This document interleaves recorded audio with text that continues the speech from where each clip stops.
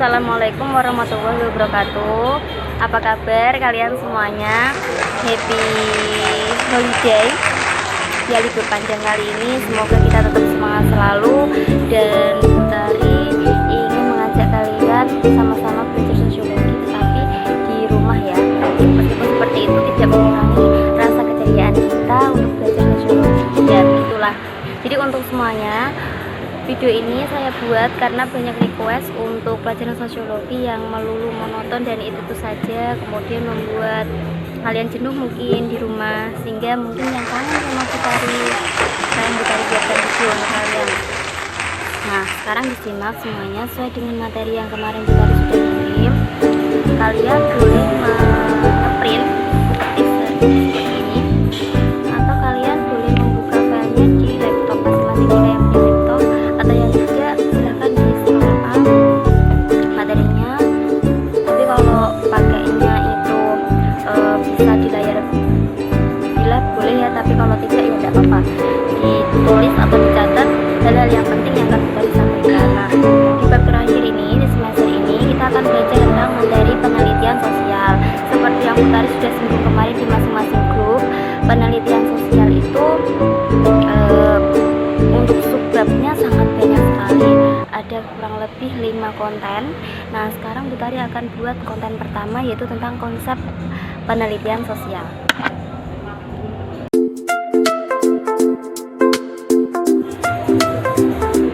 Oke, mulailah sekarang ke konten pertama, konsep penelitian sosial. Sebelumnya Butari mau sapa dulu untuk kalian semuanya, sosiologi ceria. Jadi yang pertama ini tujuan pembelajaran kita, yaitu kalian akan memahami tentang apa sih perbedaan penelitian secara umum, kemudian sejarah munculnya konsep penelitian itu sendiri, kok bisa sampai penelitian itu dianggap penting dalam kehidupan masyarakat. Nah, kemudian yang kedua, mengelompokan jenis-jenis penelitian sosial. Nah, sebenarnya penelitian itu ada dua, penelitian secara umum dalam kajian sains, mungkin ilmu eksak dan sebagainya, dan penelitian yang bersifat sosial atau yang dimaksud dengan penelitian sosial yang sekarang kita akan pelajari, yaitu penelitian sosial.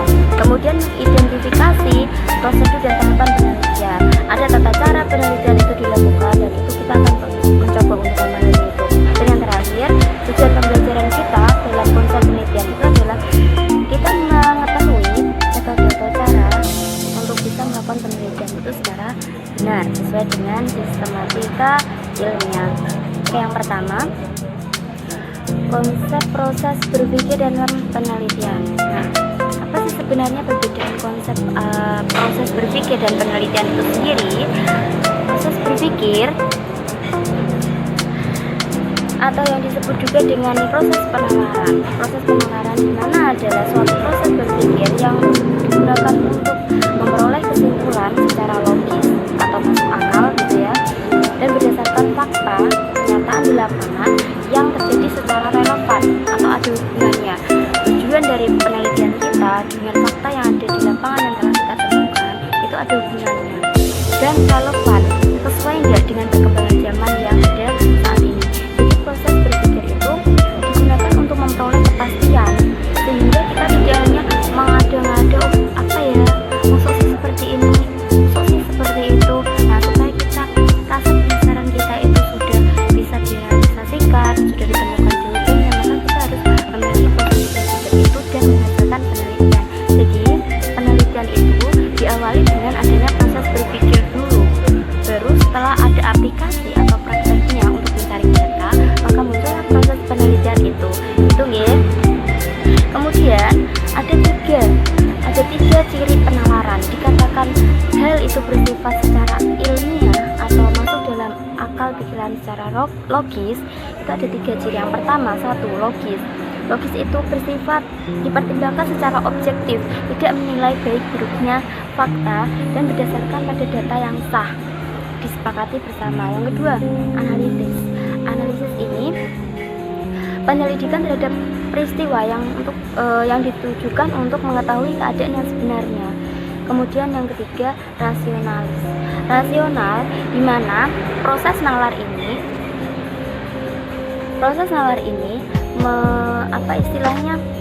merupakan suatu fakta atau kenyataan yang memang dapat dipikirkan secara mendalam sesuai dengan akal pikiran yang kita miliki. Itu secara ilmiah nggak sih, masuk akal nggak sih? Lah itu rasional. Jadi 3 ciri penalaran itu, yang pertama logis, analitis, dan rasional. Jika tidak ada salah satu dari ini, maka disebut itu tidak proses penalaran. Jadi perbedaan antara proses penalaran dengan proses penelitian itu dibedakan dalam ciri-cirinya yang tadi jelas akan berbeda. Kemudian ada 3 jenis penalaran. Yang pertama deduktif, kemudian induktif, dan yang ketiga pendekatan ilmiah. Yang pertama deduktif. Deduktif ini cara berpikir ilmiah yang bertolak dari pernyataan alasan yang bersifat umum. Pernyataan alasan ini bersifat khusus dengan menggunakan kaidah tertentu. Jadi umum ke khusus itu deduktif. Ingat-ingat ya.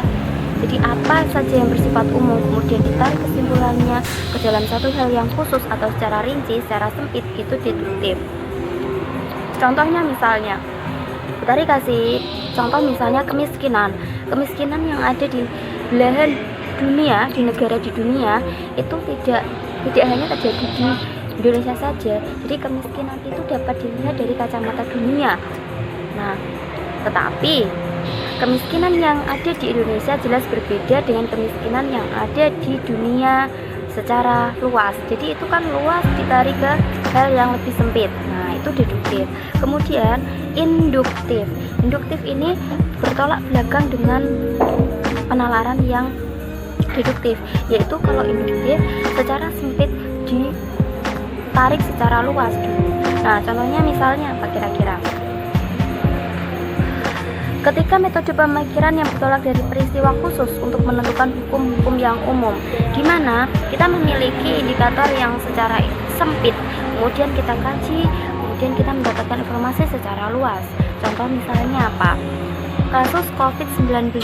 Nah, ini sudah menjadi pandemi ketika kita membandingkan dengan kasus-kasus COVID-19 ke negara-negara lain yang lebih maju. Contoh misalnya Cina, Spanyol, Inggris, Amerika, Australia, dan lain sebagainya.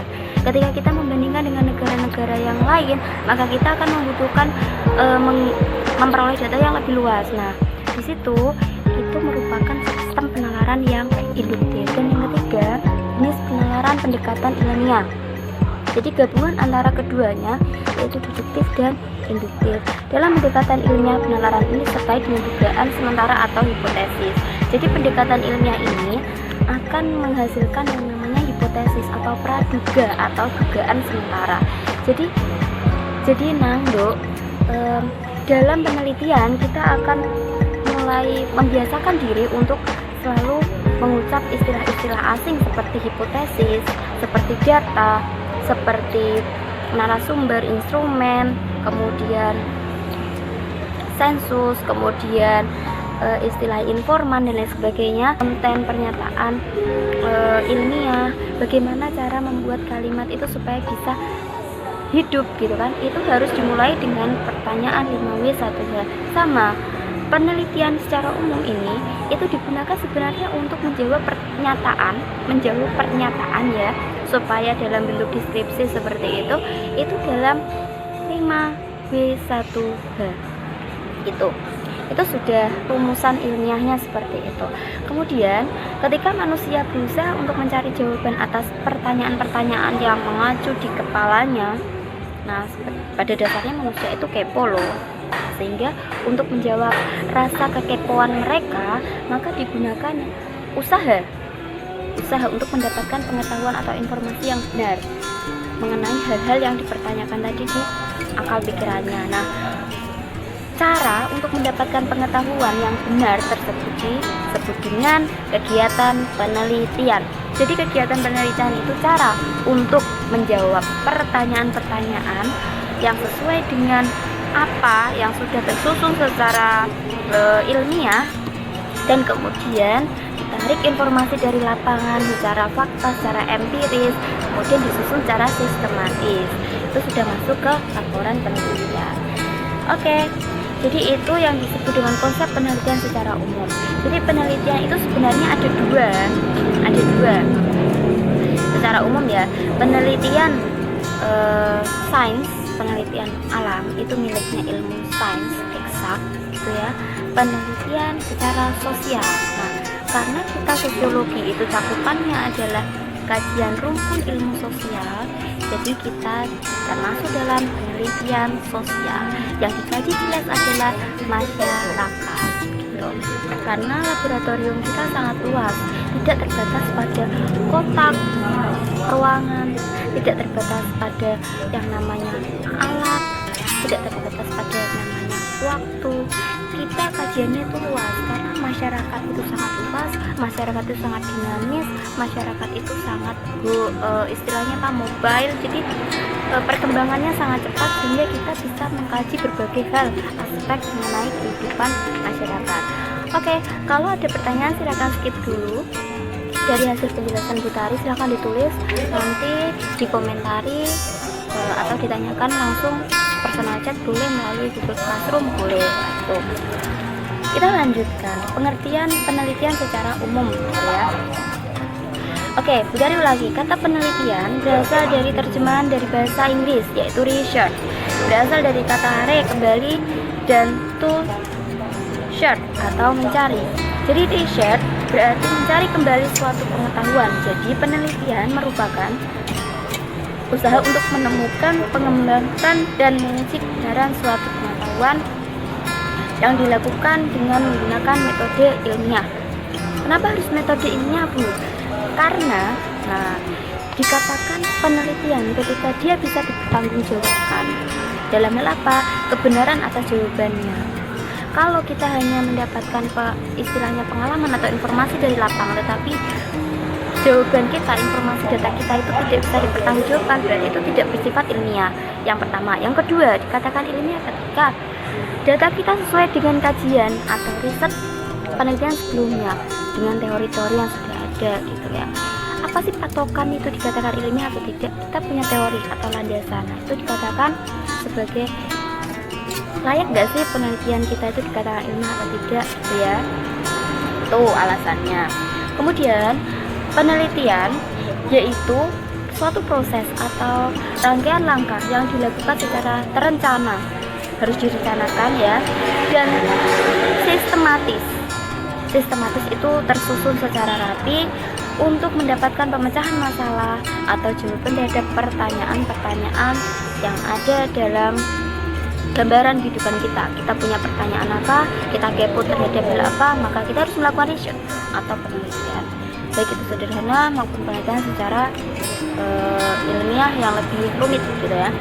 Kemudian bedanya dengan penelitian sosial atau social research yaitu istilah rasional. Rasional itu masuk akal. Empiris itu dapat diamati secara fakta kok gitu kan, bisa dilihat, bisa diraba, bisa dinyatakan secara langsung gitu ya, yang tersusun secara sistematis atau urut sesuai dengan daftar yang ada gitu kan, daftar penulisan yang ada, dan digunakan sebagai metode ilmiah atau cara ilmiah dalam mencari kebenaran dalam berbagai permasalahan sosial dalam masyarakat. Dan ada 3 loh untuk syarat penelitian sosial. Yang pertama sistematis, 3 ding, 3 ada 9. Nah, ada 9 ini sebenarnya Bu Tari rangkum atau resumkan dari banyak sekali, jadi Bu Tari kasih konten per istilah aja ya. Yang pertama, syarat-syarat dalam penelitian sosial. Dikatakan penelitian sosial jika 1 sistematis. Sistematis ini berpola sesuai dengan rancangan penulisan yang ada, jadi harus urut. Yang kedua, terencana. Terencana ini sesuai dengan langkah-langkah yang telah disusun sebelumnya. Tidak bisa kita melakukan penelitian secara istilahnya to the point, atau secara langsung, atau secara istilahnya tanpa rencana atau tanpa rumusan terlebih dahulu. Tidak bisa, karena nanti hasilnya tidak akan jelas, tidak akan berpola, dan tidak akan sesuai dengan ekspektasi. Pasti hasilnya juga akan sempawut. Jadi kita butuh yang namanya rancangan penelitian. Apa sih rancangan penelitian? Setelah konten ini nanti kita akan jelaskan gitu. Yang ketiga, skeptis ini, seorang peneliti itu harus memiliki rasa ingin tahu yang sangat tinggi. Nah, di sini sosiologi menganjurkan kalian untuk memiliki jiwa kepo yang sangat tinggi. dimana kalian harus kepo terhadap hal-hal yang bertajuk sosial, hal-hal yang berorientasi pada aspek-aspek sosial, dimana Mentari kemarin sudah melakukan tugas pertama, yaitu analisis mengenai dampak dari gejala dari permasalahan sosial yang ada, yaitu pandemi COVID-19. Nah, itu dari situ kan kalian sudah ada gambaran, oh ternyata kenapa sih aku harus kepo gitu kan, karena Mentari yang nyuruh. Tapi di sini ketika kalian ingin melakukan penelitian, kalian harus ada jiwa skeptis atau kepo gitu kan, kepo yang bermanfaat. Selanjutnya dikatakan penelitian ketika dia bersifat analitis. Analisis di sini menganalisis pada setiap pernyataan atau yang ada pada sebuah data adalah berbentuk gambaran atau informasi yang diperoleh ketika kita sudah melakukan penelitian. Hasil penelitian itu berupa data gitu intinya ya. Nah, yang selanjutnya dikatakan penelitian ketika dia memiliki sikap kritis, berpikir berdasarkan logika dan data.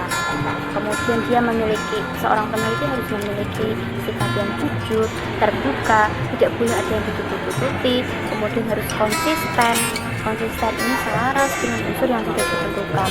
Kalau kita melakukan penelitian sudah terjadwalkan minggu kedua, ya sudah, kita harus melakukan itu di minggu kedua, tidak boleh kita sebelum atau sesudah kita undur gitu, tidak, karena nanti hasil juga akan berpengaruh ketika kita tidak memiliki sikap yang konsisten. Dan yang terakhir, syarat peneliti itu harus memiliki sikap operasional, dimana dapat menjelaskan alasan mengapa sih penelitian ini dilakukan. Ketika ada orang yang tanya, sering sekali ya, ketika di lapangan kalian ingin memperoleh data mengenai alasan atau faktor yang mempengaruhi kenaikan harga cabai di pasar Lasem misalnya. Nah, itu kalian ditanya oleh beberapa warga di pasar, kenapa sih Duk, kok kamu mau meneliti gitu misalnya. Nah, itu kalian harus punya istilahnya jiwa operasional, dimana kalian bisa menjawab dengan tegas dan jelas, ini loh Bu, ini loh Pak, alasan saya untuk meneliti, saya ingin mendapatkan data mengenai ini gitu. Ketika kalian tidak bisa menjawab pertanyaan masyarakat, maka di situ kecurigaan sosial akan muncul dan nantinya akan menghambat proses penelitian yang akan kalian lakukan. Next point yaitu ciri-ciri penelitian sosial. Dikatakan penelitian sosial ketika satu, dia harus mempunyai tujuan penelitian. Tujuan penelitian itu apa sih Bu? Misalnya ya, tujuan penelitian itu ya jelas untuk memperoleh jawaban atas pertanyaan dan mendapatkan informasi dari kekepoan yang kalian munculkan tadi di pikiran kalian gitu kan. Yang kedua, mencakup kegiatan yang terencana dan sistematis. Harus ada rancangan penelitian yang tersusun secara sistematis atau urut serta tepat sasaran. Contoh misalnya, kalau kalian ingin meneliti aspek pendidikan yang terpengaruh akibat karena dampak pandemi COVID-19, kok kalian penelitiannya di pasar, itu masuk enggak kan? Katakan tidak tepat sasaran ketika yang kalian ingin teliti ini ternyata objek yang kalian teliti adalah itu gitu. Jadi tidak ada sinkron namanya, jadi harus tepat sasaran. Yang ketiga, menggunakan analisis secara logis. Jelas, penelitian sosial itu harus menggunakan analisis secara logis, di mana data yang sudah terkumpul harus dianalisis lebih lanjut dengan teori-teori yang sudah ada dan yang sudah terpilih sebagai landasan sehingga penelitian itu dapat diterima secara logis. Masuk akal kok gitu kan. Nah, selanjutnya bersifat ilmiah atau empiris. Objek yang dapat diteliti menggunakan metode ilmiah dan harus berasal dari lingkungan masyarakat. Kok kamu ingin meneliti penelitian sosial tapi objek kajianmu itu misalnya laboratorium biologi, itu berarti bukan penelitian sosial. Nah, jadi kalau penelitian sosial objek kajiannya adalah masyarakat itu secara luas. Lembaga sosial yang terpecah menjadi 6 unsur lembaga, mulai dari lembaga politik, agama, ekonomi, hukum, keluarga, lembaga pendidikan. Nah, itu banyak sekali. Jadi ketika kita pecah-pecah itu ruang lingkup masyarakat itu sangat kompleks atau luas sekali. Kemudian proses pencarian data secara objektif. Nah, masih ingat nggak, ciri sosiologi itu harus bersifat non-etis, tidak boleh memihak, ya toh, baik buruknya fakta. Meskipun kita sebenci apapun terhadap data yang sudah kita peroleh, kita tetap tidak boleh memihak gitu. Sama dengan ciri data yang harus bersifat objektif ini, di mana objektif berarti tidak memihak atau cenderung membela pihak mana yang masuk akal, mana yang salah gitu. Kita tidak boleh memihak. Jadi kita di sini peneliti harus bersifat netral gitu ya, jadi di tengah-tengah. Kemudian objek penelitian adalah fakta dan gejala sosial di dalam masyarakat, dan gejala sosial dalam masyarakat itu sangat luas sekali anak-anak, sangat luas sekali. Dari usia masyarakat itu 0 tahun sampai usia masyarakat mau hampir meninggal, itu juga bisa diteliti, tergantung dari aspek mana kita mengkajinya. Kemudian menghasilkan kesimpulan dan generalisasi. Jadi ciri-ciri penelitian sosial itu harus menghasilkan kesimpulan dan generalisasi.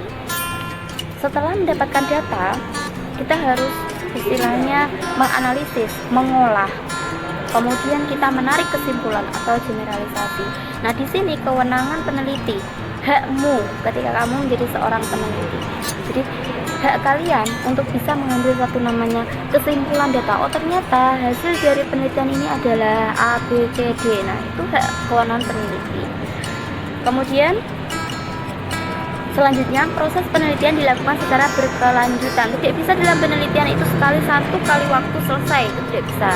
Karena apa? Kita harus bisa tetap memantau bagaimana perkembangan masyarakat yang bersifat dinamis tadi. Tidak bisa stop langsung berhenti. Ketika data kita masih bisa untuk kita kembangkan lagi ke penelitian lanjutan, boleh silahkan, monggo gitu ya. Nah, tentunya dalam penelitian kita butuh yang namanya proses yang pertama, yaitu merancang dulu. Merancang atau yang disebut dengan rancangan penelitian, atau istilah lain adalah proposal penelitian. Kemudian proses turun lapangan. Nah, kita mencari data. Dan yang ketiga, proses kita mengumpulkan data. Mengumpulkan data itu termasuk dalam menganalisis data. Dan yang keempat, proses penulisan atau menyimpulkan data. Atau di sini kita disebut dengan laporan penelitian. Nah, itu harus berkelanjutan. Tidak bisa kita selesaikan di aku nggak mau tuh meneliti tapi maunya langsung turun ke lapangan, tidak bisa. Jadi dimulai dari tahapan-tahapan yang pertama, yaitu persiapan, pelaksanaan, analisis, kemudian penyusunan, selesai gitu. Jadi harus ada tahapan-tahapannya. Kemudian disertai instrumen penelitian. Instrumen adalah alat yang digunakan untuk mengumpulkan data dalam penelitian, berbentuk kuesioner, berbentuk tape recorder, handycam, dan pedoman wawancara. Nanti Bu Tari akan jelaskan lebih lanjut di metode penelitian. Yang selanjutnya dikatakan penelitian sosial, yaitu memerlukan manajemen waktu loh. Estimasi waktu yang digunakan untuk penelitian sehingga peneliti dapat selesai secara efektif dan efisien, tidak mengulur-ulur waktu. Ketika kalian dalam penelitian itu tidak ada estimasi yang jelas, maka biaya penelitian yang kalian butuhkan akan membengkak. Kemudian penelitian kalian tidak selesai-selesai, datanya juga akan nanggung dan lain sebagainya. Masalah-masalah itu akan muncul, sehingga perlu dan sangat penting dalam estimasi manajemen waktu di sini. Kemudian yang terakhir, nah dikatakan penelitian sosial, ketika kita seorang peneliti harus melakukan kontrol. Kontrol apa? Kontrol untuk membatasi variabel yang muncul saat proses penelitian. Apa itu variabel? Nanti Bu Tari akan jelaskan di next konten berikutnya. Oke. Kemudian unsur-unsur penelitian sosial. Unsur penelitian sosial tersusun atas 5 hal. 1. Tujuan. Tujuan ini untuk pemahaman dalam masyarakat. Apa sih tujuan kita meneliti? Yang kedua, pemikiran. Jadi penelitian sosial itu terbentuk dari pemikiran. Pemikiran ini maksudnya adalah kegiatan intelektual untuk menambah ilmu pengetahuan. Itu dasarnya. Kemudian yang ketiga, penelitian sosial tersusun atas objek. Objek adalah segala fakta dan gejala sosial yang ada dalam masyarakat. Objek kita jelas ya. Kalau penelitian sosial, nanti kita akan tanya, objek penelitian sosial itu apa sih? Ya, masyarakat. Gejala-gejala yang muncul dalam masyarakat itu objek penelitian sosial. Dan yang keempat adalah metode. Metode itu cara, refleksi, metode sistematis. Jadi tentunya dalam penelitian sosial itu ada cara itu bagaimana, kemudian metodenya itu bagaimana, dan sistematisnya itu bagaimana, kan? Yang terakhir, unsur penelitian sosial itu terbentuk atas interpretasi atau mencari makna.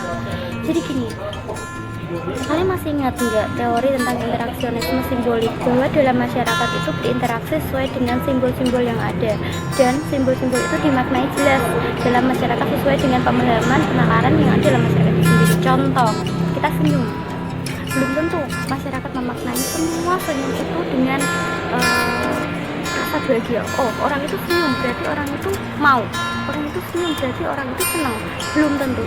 Jadi pemaknaan itu kadangkala itu mampu memunculkan rasa skeptis atau ingin tahu. Nah, pemaknaan atau interpretasi ini itu digunakan peneliti untuk melakukan yang namanya penelitian gitu.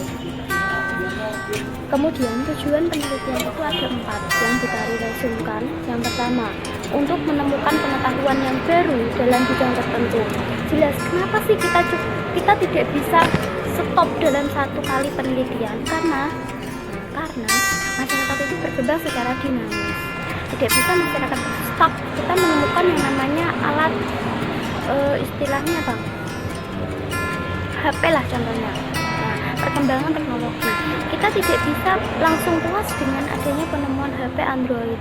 Pasti di era-era berikutnya akan muncul yang namanya perkembangan teknologi yang lebih canggih. Nah, munculnya teknologi yang lebih canggih ini dilandasi karena dengan proses penelitian, karena orang atau manusia itu tidak bisa puas dengan satu kali penemuan. Nah, sehingga untuk memunculkan pengetahuan baru, kita butuh yang namanya penelitian sosial. Yang kedua, tujuan penelitian sosial itu untuk menguji kebenaran dalam pengetahuan yang sudah ada. Benar nggak sih? Gitu. Benar nggak sih COVID-19 itu bisa istilahnya tersebar melalui aktivitas intern ketika kita cukur tangan, atau ketika kita berdekatan dengan si penderita, atau kita terkena keringatnya, atau bagaimana. Itu rasa kepo yang sangat tinggi itu melatar belakangi kita melakukan penelitian yang baru, menguji kebenaran. Oh benar kok gitu. Nah, kalau kita tidak istilahnya ada usaha untuk menguji kebenaran atas pernyataan yang ada, maka ya udah kita stuck, tidak ada perkembangan pengetahuan gitu. Yang ketiga, mengembangkan pengetahuan yang sudah ada. Contohnya misalnya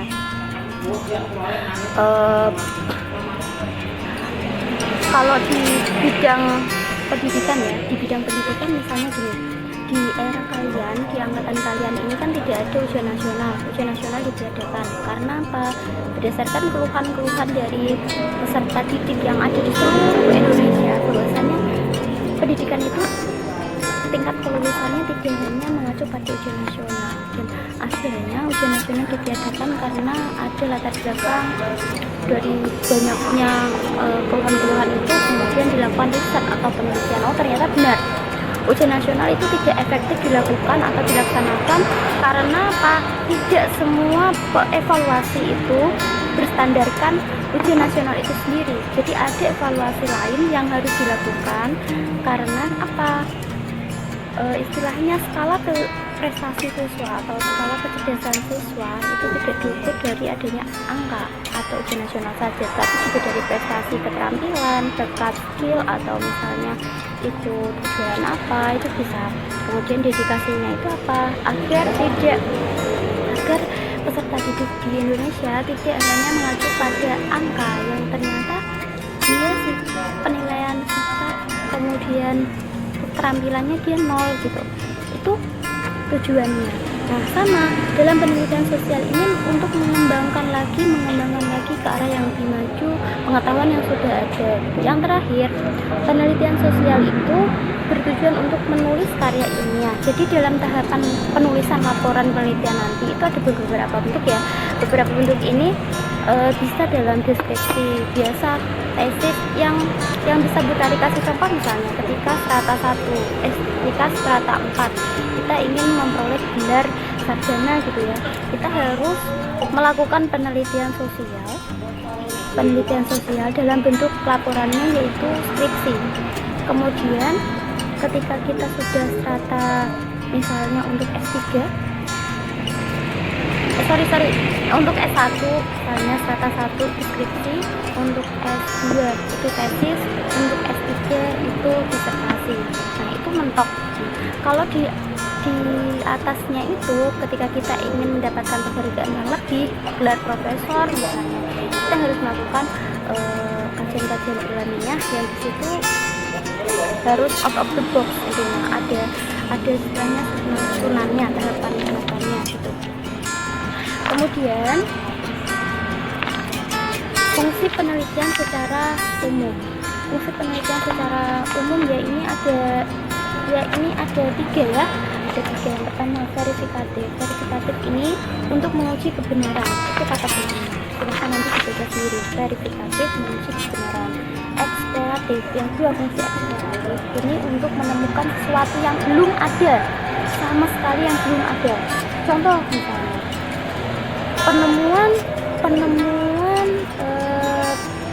pengobatan penderita COVID-19 misalnya dari buah-buahan, nah itu kan belum ada. Nah itu bersifat eksploratif gitu kan, penelitian itu berfungsi secara eksploratif. Kalau verifikatif menguji kebenaran, eksploratif menemukan sesuatu yang belum ada. Dan yang ketiga development, mengembangkan pengetahuan yang sudah ada. Misalnya apa? Misalnya apa kira-kira? Penelitian yang aspeknya itu apa kira-kira?